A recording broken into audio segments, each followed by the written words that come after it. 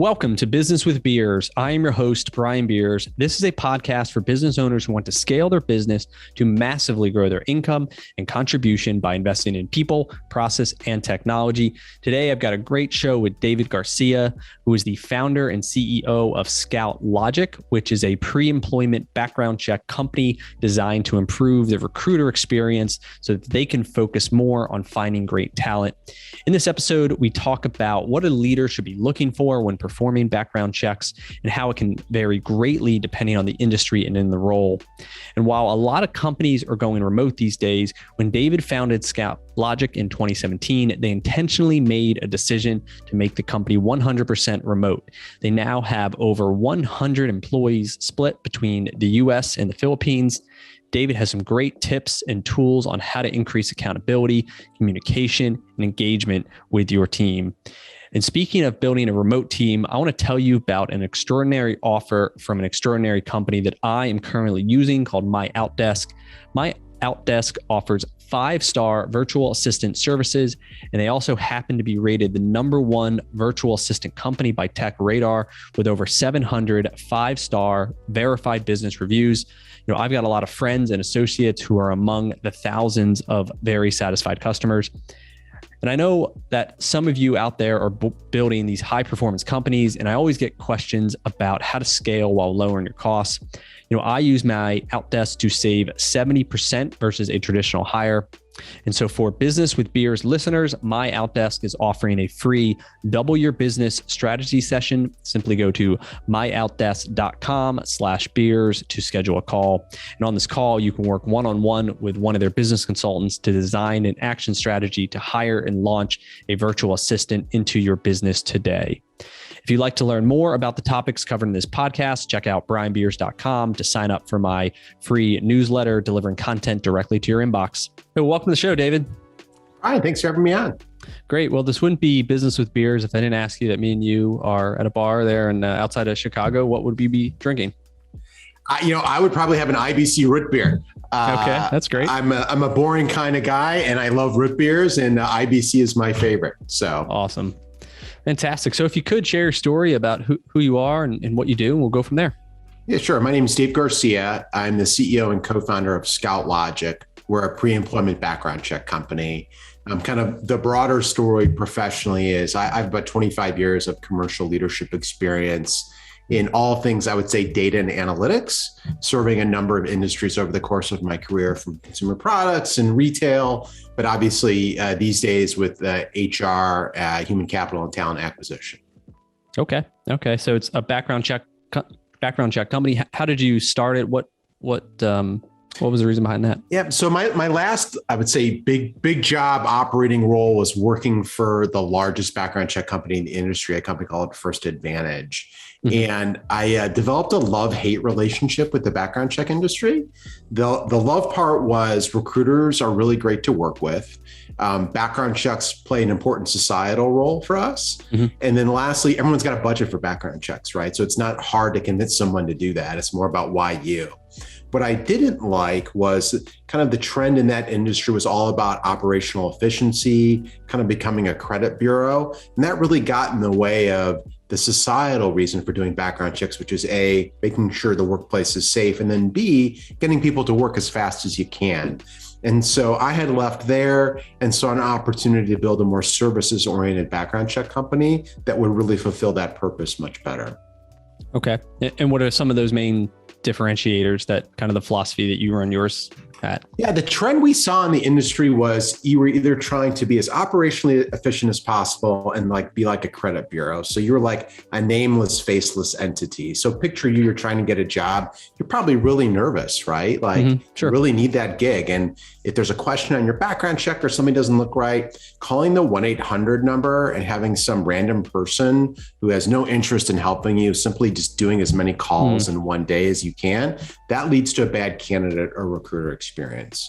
On the other end, there's like a trend in background check companies that they want to be SaaS software businesses, right? Mm-hmm. These great margins and great multiples and raised a lot of capital, but they're trying to take the human element out of it completely. And when you do that, that's where like all the pain comes in the background check, when there's a human that's required to help solve a problem. So at ScoutLogic, we came up with the thesis of, well, what if we operated like a services firm? Maybe not as profitable as a SaaS business or as operationally as efficient as a credit bureau, but one that had dedicated staffing and service for recruiters. And so we were really an extension of their team, working hand in hand with them to get people to work. And that's been a wildly successful value prop for us. Okay. So as a company, I have somebody a human that I work with as a kind of account manager, and it's more kind of relationship based. Is that the idea? And that account manager is actually your researcher as well. So they actually know what it is going on in your business. They get to know your candidates, how you recruit, and your culture. So instead of the background check company being kind of random entity out there, they are really designed to be an extension of your talent acquisition team, helping you find great talent for your company. Okay. And how do they help find it more than, or is that the recruiting job? And you're talking about once you kind of have them in place. It was such a great insight. So that's the recruiter's job, right? Yep. But if the recruiter gets slowed down because they're trying to, get a candidate to go take a drug test, or because they can't get an employment verification done, that takes the recruiter away from doing their primary purpose of finding great talent. Part of our value prop is we give recruiters time back so they can find great people for their companies. So they help with the process to move someone along through they're the ones picking them up the phone saying, hey, you got to go get the drug test done, or still waiting on that. Absolutely. Okay. If the 80-20 rule applies in this industry, like many others, 80% of checks, there's no issues. They sail through, but the 20% have some hair on them. It's how do we pick up the phone, literally pick up the phone and call Brian to make sure he gets to go to the clinic. That's something very few other background check companies do. Let's say you had a job 4 years ago and they went out of business, right? Every other background check firm is going to mark that as unable to verify, which puts that work back on the recruiter. We don't do that. We work to get W-2s, verify old tax records with the candidate, work with you to get the verification done. So it's that above and beyond that has really set us apart. Okay. And how big is the company today? How long ago did you start it? Yep. So we started in mid-2017. We have close to 300 clients at this point.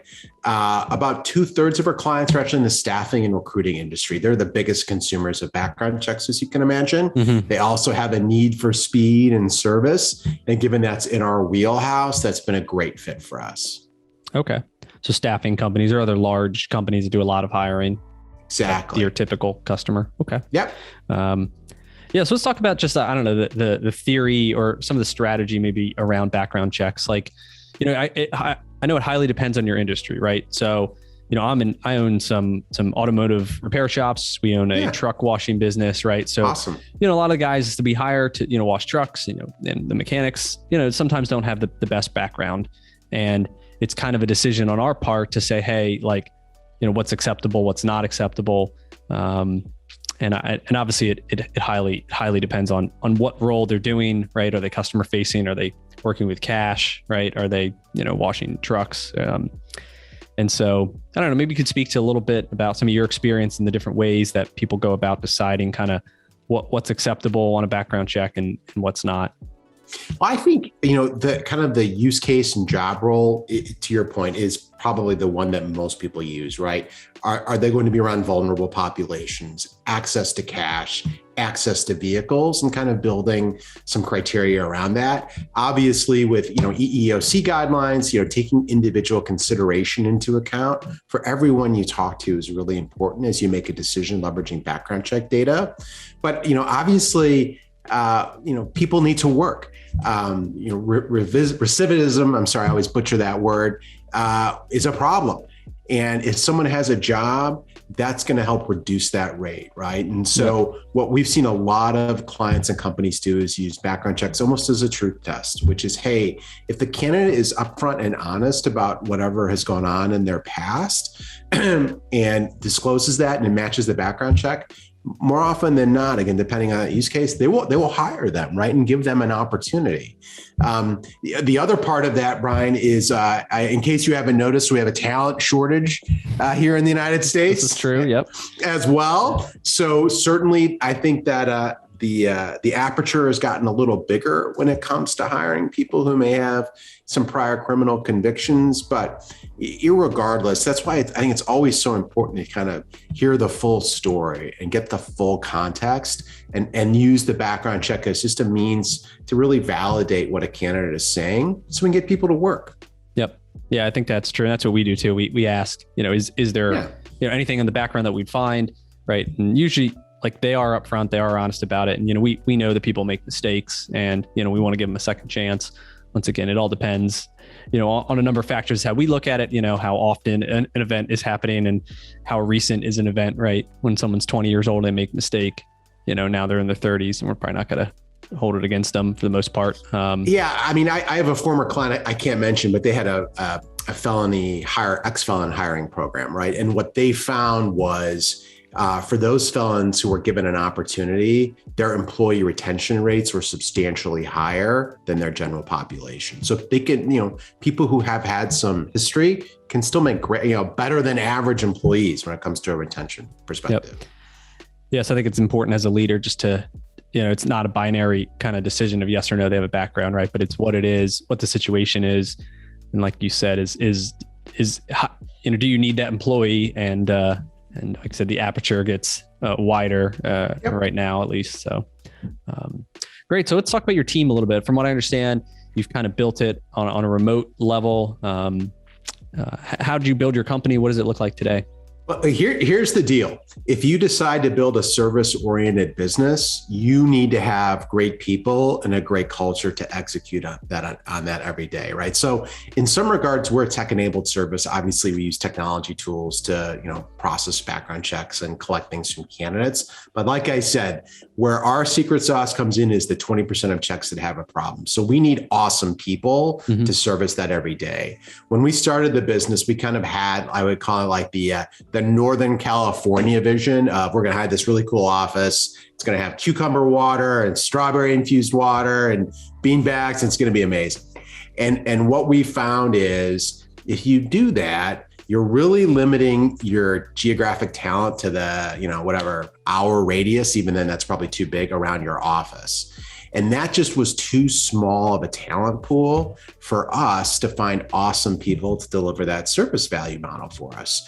So this is, again, pre-COVID, mid-17, we're like, there's enough tools and infrastructure in place today where should we try and do this remotely? Now, we do have a small office for security reasons on some data we access, but like 99% of our employees are all remote. And we have been that way on that journey. We're just about to pass 100 employees. And, we've learned a lot of lessons along the way in terms of how do you build a remote culture with people, not just all over the United States, but for us all over the world to deliver against that ScoutLogic service model. Okay. So 100 employees, how many are US based versus how many are in? We're probably half and half, roughly. Okay. Any specific country that you like to? We love the Philippines. We have a ton of Filipino employees. Yep. Awesome culture, awesome country, awesome people.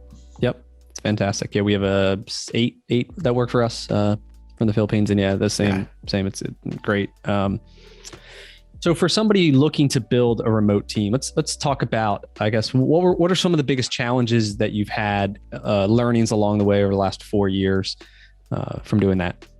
So the first thing I'd recommend is making sure your leadership team and company aligns on what type of culture it is that you're trying to build. And I know it sounds cheesy, but kind of some of those discussions on what do we believe, what are our core values, and kind of laying that down and, maybe not stone, but close to it. Mm-hmm. So everybody knows, hey, this is what we're going to build. And the first, I would say 10 to 15 employees, it was relatively easy to execute on that culture because we all knew each other, right? It was a small team, even though we were all over the US, we all were engaging like this. And there were a few of us where we could really hold each other accountable to that. Where the hard part comes in is when you hit hypergrowth, which we really have over the past 2 years. I think probably 70% of our employees have joined in the last 2 years. So now it's about how do you seed people all across your organization who have that kind of cultural DNA of ScoutLogic to make sure that everybody looks at our business the same way we want them to, so they're serving our end clients. And for us, what we have found is, everything from buddy up mentorships, encouraging people to speak up, but really trying to hold each other accountable, both at a leadership level and across all levels of the company, to kind of reinforce those values that we have. Okay. Yeah. So accountability, that's another thing on my list to talk about. So we can go into that now. So how do you create accountability in a remote task? Some of the challenges we have is, it's having visibility into somebody's work. Right. Yep. And the idea that sometimes, it's a training issue, but sometimes they think they know what they're doing, but then they're not actually doing what we want them to do. And, then, the work kind of suffers. So how do you go about then creating accountability in your company? Well, so there are several ways, but the first great thing everybody who works remote now is there is so much tech out there to enable you to both kind of monitor activity, but more importantly, provide coaching. So, and I'm also just kind of transparency. I'm a total data geek. I probably drive everybody nuts in my company. So we, what we do at ScoutLogic is, from an accountability perspective, everybody and pretty much every function in our company has a set of KPIs that are relatively easy for us to monitor from an automated basis, right? So for our researchers, it's kind of their quality metrics, how many reports they get done. For our salespeople, it's their daily activities and pipeline and blah, blah, blah, right? But that's kind of just like the basic stuff that we all use, and we publicize it across the company, right? So nobody wants to be that person. But the culture that we really try to build at ScoutLogic is, if you are struggling, it's not about embarrassing you. It's about raising your hand and being like, hey, I'm struggling with this issue, which we can all see. Help me get better. Mm-hmm. And that data has really helped us kind of focus in on individuals who, for whatever reason, need additional training, support, experiences for them to be successful. It sounds super cheesy, Brian, but one of our kind of core statements about ScoutLogic is we're a family. And I know in a cynical world today, that doesn't always resonate, but for us, it really does. And kind of what we view as family members is, we hold each other accountable to certain standards, but we also help each other. And because of that, we've had virtually no employee turnover. Our culture AMP scores are in the mid 90s, which is great for our benchmark in our space. But it's because all that accountability data we use it to help each other get better. Yep. Okay. So someone's struggling in a certain area, instead of ridicule or embarrassment, it's coaching, and how can we help you kind of start to hit these metrics and the standards that we want out of you. Exactly. That's great. So let's talk about the training process then. So you bring on somebody new. What does it look like? How do you kind of create that engagement and get them, build the relationship and kind of get them as part of that culture? So for anybody who's going through hypergrowth, onboarding and training, I think, is probably the top of my agenda, which sounds really weird for a CEO. You would think it's all about growth, but growth hasn't been our issue. It has been enough awesome people to satisfy and over-deliver for the clients we have. So we made an investment early on in a chief people officer, a woman named Patty Santos, who's amazing, who really designed an onboarding program for us, which on the research side of our house, which is where we make most of our hires, is an intensive 3-month process that has a mixture of both technical and culture training, along with a buddy up process to integrate people into kind of the social fabric of the company. So, obviously background checks, there's a lot of, regulatory work around that, right? So there's a technical kind of learning curve we need to get people at, and we use a variety of learning management systems and tools and certifications to get that going on. But then really, it's also about, how do you get them integrated to the team? How do you introduce them to people cross-functionally across the business? One thing we do, again, it sounds so simple, but it makes such a difference, is we have virtual coffees You do a virtual coffee once a month, and Patty and our team organize it so it's with different people at different levels all across the company. So we all get to know each other, even though we're literally thousands of miles away from each other. Okay. What do you have daily meetings as well, or did the teams have kind of daily check-ins and accountability? So on our research side, all of our research teams do a daily stand-up first thing in the morning. That's because we're also obsessed about speed and quality at ScoutLogic. So they're looking at speed and quality metrics with their ops leaders every morning first thing. Our commercial folks tend to meet at least 3 times a week, Monday, Wednesday, and Friday, looking at pipeline, campaign initiatives and all that. And then our leadership team meets once a week. And then we do an all company meeting every other week, where essentially it's a tight half hour, but it's really talking about how are we doing? And we give a lot of visibility to everybody in the company about our performance, what's going well, where we're struggling. So everyone's on the same page and everyone's enrolled in trying to help us move forward. Okay. What are some tools, technical tools that you recommend people using that you have good experience using? Is it for communication and for video and all that? Yeah, I think that, kind of the basics for us have worked well, right? Like, so Zoom and Google Hangouts are huge. Yep. Yeah. One of the things I'm always reinforcing to people is like, do video. Like, we have a 3 email rule or 3 text rule or 3 chat rule. If it's more than that, you have to like look at the other person. And I get called out on that all the time, which people love to do. The other tool that I really like that we've used are twofold. One is called Culture Amp. I don't know if you're familiar with Culture Amp. No, it's an employee engagement platform. So in many ways, it's kind of like the traditional employee survey. What makes their platform unique, though, is they will benchmark you anonymously, of course, to either all companies or whoever you consider in your peer set. That's really helped us kind of laser in on areas that we needed to focus on relative to our peers. And that comparison's been really helpful. And then the other platform that's also been a game changer for us is we went full in on HubSpot a couple of years ago. Okay. And not just their marketing suite, but their CRM, software, sales, and marketing modules. So instead of like each department having their own software tool, we basically, in addition to our production system, run the entire business off of HubSpot. Okay. That solves a lot of problems and definitely helps us make remote work.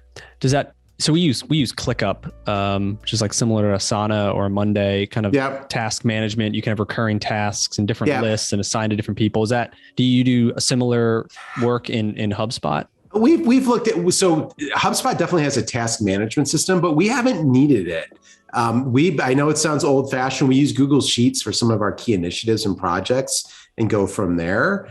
But part of it, maybe what makes us different, maybe this is my management style, is we have a pretty, other than there's like the day-to-day running of the business, right? We don't do too many more initiatives beyond that, maybe 5 a quarter, because what I have seen in prior lives is management goes initiative happy. And then we've got 22 things we're trying to do. And we forget our job at the end of the day is to get background checks done as quickly and accurately as possible. Right. Yep. And so perhaps because of that, we haven't needed a ClickUp tool. Okay. What about on the back office, like the accounting side of it? That's mainly where we use it, where it's recurring tasks, reconciling bank accounts and all this daily recurring that sometimes we feel that we need these tasks because they're so repetitive and they forget to do something. It can have this chain of effect. How do you manage kind of that workflow?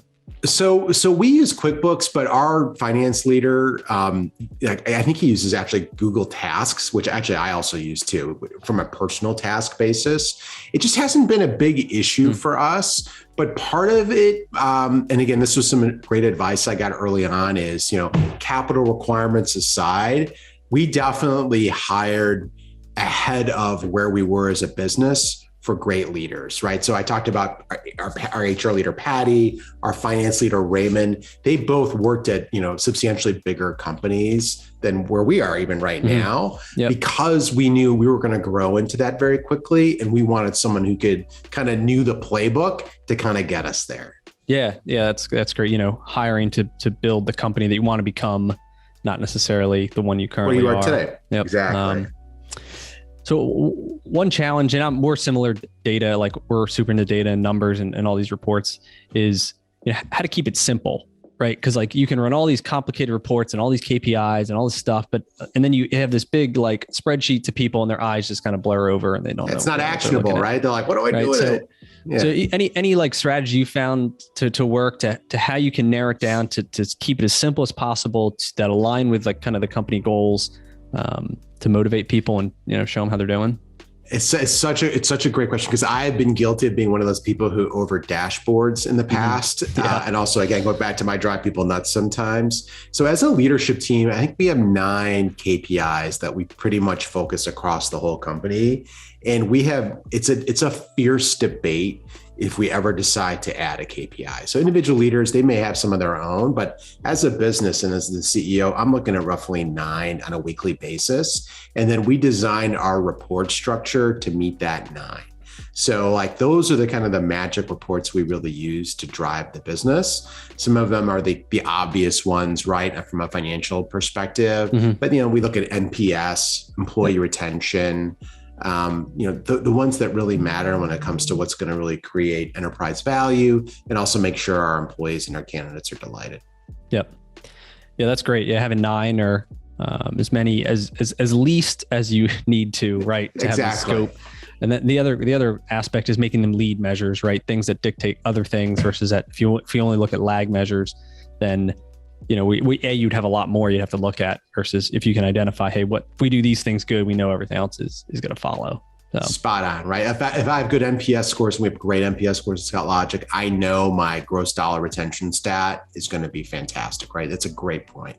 Yep. So, as leaders and as we build companies, we all face kind of challenges and setbacks and, grow from those experiences. Has there any been throughout your career a challenge or a big, learning experience that you had? The pandemic certainly was one. Yeah. So how'd that affect your company? What did you learn from it? Well, I'll touch on that and then I'll go back to it on a more personal basis. So I think on the pandemic piece, we had a shock to our system for 6 weeks. And then we just got really fortunate at ScoutLogic for 2 reasons. One is we had some essential industry clients that by mid-May in 2020, they were probably beyond where they were pre-COVID. 2, like we already were doing remote. So like we didn't miss a beat there. That was just luck. And then, because we've gotten so many referrals in, like our new customer acquisition's been high. So, I mean, we grew a little over 200% during COVID, which is a great stat. And we've had a similar growth trajectory this year. But, to your point on a more personal basis, I think before I kind of made more of the entrepreneurial leap, where I had some of my biggest personal setbacks is just when I had a vision to do something and I failed in my ability to convince others to come along with it. And in the corporate world, obviously that's something you deal with every day, but it was a great way to build muscle. Because I think some people have this impression that when you start a company, everyone's just going to do whatever you say, right? And you're laughing, that's just not true. So some of the muscle I had to build early on of how do we can kind of convince everyone to align on the vision or take their input on how to make it better has been really helpful for me now running a company at ScoutLogic. Because now you're taking some more feedback. Is that the change in the learning? Enrollment, listening to others. Not whining and taking my toys home when I don't get my way. Everybody at our company always laughs when, I'll make a point saying I didn't get my way on that, right? Like, I got overruled and making sure that everyone sees that I'm okay with that. Because we want that culture of people feeling empowered to speak up and knowing that their point of view matters. Okay. Yeah, that's great. What's the big goal? What's the vision? Where are you taking ScoutLogic? So my co-founder and I, Bill James and I, we had worked in companies before that were oftentimes turnaround situations. And so, or the investors in the business were more concerned about financial economics than they were maybe customer or employee experience. And so when we were talking about starting ScoutLogic together, one of the commitments we made to each other is we didn't want to build a company where we were apologizing all the time. Like we wanted clients who loved working with us and were really delighted by what we did for them every day. And we wanted an employee community that felt the same way. So what's next for us is continuing to build on those two things as we get bigger. So, where we're at now, both from a revenue size and an employee side, like we're doing great. Our NPS scores are awesome. Our culture amp scores are awesome. But can we maintain that when we triple in size in the next 18 months? That's what's next for us, is make sure we maintain that, because I did a lot of apologizing at other companies I've worked at, and it's a much nicer way to live not having to do that. Yeah. And one of the things that we've experienced, so our company went from about, 80 employees. So we bought another company, and we grew about 50% in a day. And, what we realized was a lot of the processes, kind of broke to a degree, because they worked at a certain level, but then as we, 50% increase, right? We have all these more people, and a lot of it's for us was on the back end side of it, like, the payroll and the HR and just like onboarding people. And what we found was a lot of them were then like people driven processes instead of being these systems and having automation. And so now we're experiencing, we need a new payroll company. We need new, health insurance that's now multi-state. Yep. And we're learning all this stuff, but then obviously we're growing stronger and should have the ability then to continue to grow once this new platform and level are built. But for us, part of it is like the org chart, right? And we would have kind of multiple names under one thing. And, they say when two people, are accountable for something, then no one's accountable for something. And so that's what we're currently going through now is trying to restructure, to say, hey, this person's in charge of this and this person's in charge of that. And them having help versus kind of breaking it up into these separate market structures. So absolutely. I guess for you guys, any advice or experience on that in terms of kind of the org chart? And because that's the org chart really then dictates how you kind of grow. Because if it's not clear, I think that's where you lose a lot of that power and that structure, versus if you have this nice pyramid, right? As the bottom gets bigger, it's stable. I'm smiling because we have very, very similar dynamics with our company. And so what we have done is we view our org design like we do software releases. So we're in the middle of like ScoutLogic 4.8.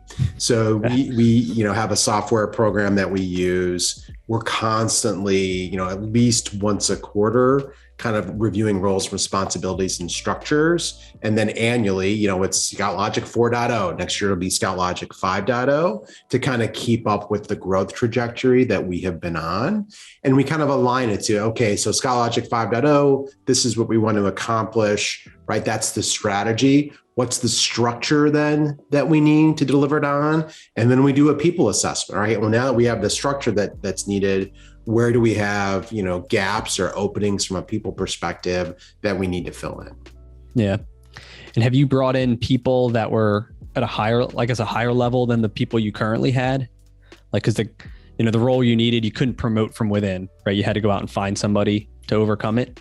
Yep. So obviously some of the, to point on the back office stuff, we've tapped experts like that in HR and finance. So we always laugh, like I was our HR leader for the first 18 months. I got a lot of payroll fines from different states, right? So, we don't have it anymore.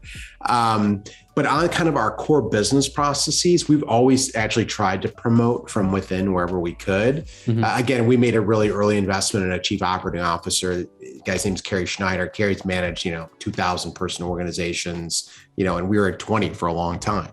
So, but now as we kind of fill in the structure underneath him, at least on our fulfillment side, we try to promote internally because they know our culture, they kind of have that forward leaning, candidate client centric approach that we want. Yep. Okay. Do you guys follow Traction or any sort of similar like system? You familiar with that? No. Or EOS? There's a book called Traction. In it, they talk about this thing called EOS, Entrepreneurial Operating System. And interesting. He writes through this like writing software, you kind of the software for your business. And a lot of the things that you spoke of align with what they have put together, which is, you create an org chart, right? And then on each one, you have a person and they have a role and responsibility. And you go this people analyzer and through that you decide, what are the core values that you have? And does this person meet these core values, 80% of the time, 50%, whatever. And then ultimately you're deciding like, okay, we have the right person because they meet our core values. And then do they have the right role? Which means like, do they get it? Do they want it? Do they have the capacity to do it? And then they call that, the right person in the right seat. And sometimes you have the right person, but they're in the wrong role. So then you shift them around. And so it provides like a framework for people to follow. Otherwise, you're kind of scattered in all this stuff and trying to piece it together yourself. So you should check it out. It's called, the book's I'm called going to check it out. The book's called Traction. From the sound of it, you guys are doing like 80% of it, but there could be a couple things in there that, maybe give you some insight too. No, I totally appreciate it. It sounds great. I will absolutely check that out. You would love it. You would love it. So cool. What, any daily habits or processes that you kind of follow that you have kind of had success with over the years? So it's interesting also kind of the older you get, how you spend time during your day. So I would say the two things I do on a daily basis that have made me a much more effective leader is, one, I do a daily morning meditation before my day starts. So whatever your process is, I think meditating, connecting with something beyond yourself, reflecting and being grateful has been enormous for me. It just centers me before I start the day.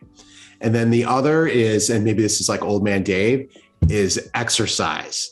Like exercise and moving in some form just about every day, and functional fitness and stretching and all those old man habits have been huge for me as well. Earlier in my career, like not doing the meditation, running into my day, I could be a jerk for hours, not exercising. Like I had massive back issues that took me out for a few months at one point in my career. Like that, I just can't afford to have that happen now. So those two daily habits for me have been game changers. Yep. Yeah, that's great. And I think the appreciation and the gratitude, I think sometimes, I'm working on that too. And it kind of, as business owners and leaders, we always want more, right? We want to grow the business. We want to make it bigger and faster. And then we're critical of ourselves and maybe a little too critical of the people around us because, we have these high expectations. I think sometimes having the gratitude or appreciation, say, hey, wait, just hit the pause button. And, we have this great company. We have, obviously great people, we're doing all these cool things, and that, while these goals are great, we're going to continue working. At least you appreciate kind of what you got too. And I think it brings some more satisfaction to your life too, to not always be wanting more. So. Absolutely. And also kind of centering on what, my role is to serve, right? My role is to serve our candidates and to serve the people at ScoutLogic, right? And it's not about serving Dave. And the more I can say grounded in that and focused on that, the better we will do as a business and the happier I will be as a person. Yep. Yeah, that's great.